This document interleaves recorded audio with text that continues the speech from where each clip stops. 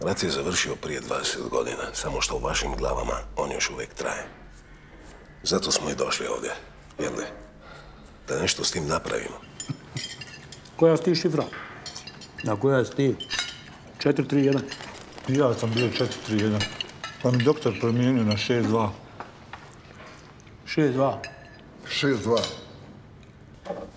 Treba pomoć. Treba li tebi pomoć?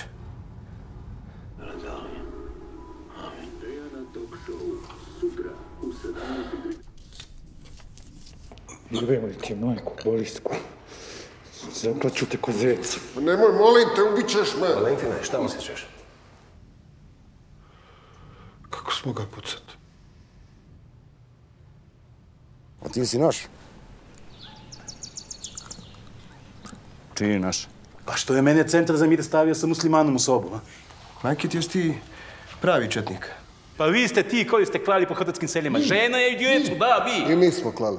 Ti si gori od ovih četnika i balija. Ajde, jebao ti balija, mati Rupičko, čuo? Andreja, čekaj da razgovaram. Ne za ovo krtno djevo. Jebe mi se za tvoje pare i za tvoje pomirenje. Mrš, govno slovensko. Čekaj, čovječe. Jesi bio ti u ratu? Nisam. A gdje si bio? U Sloveniji.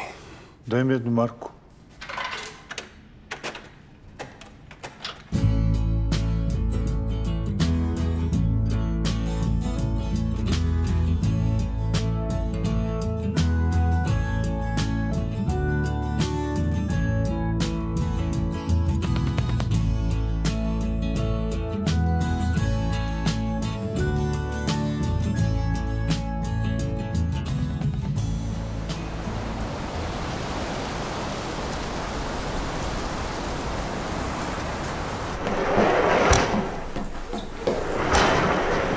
Ajde, ubij mene, pička ti materina, ajde! Ajde, ubij me, evo me, pička ti materina!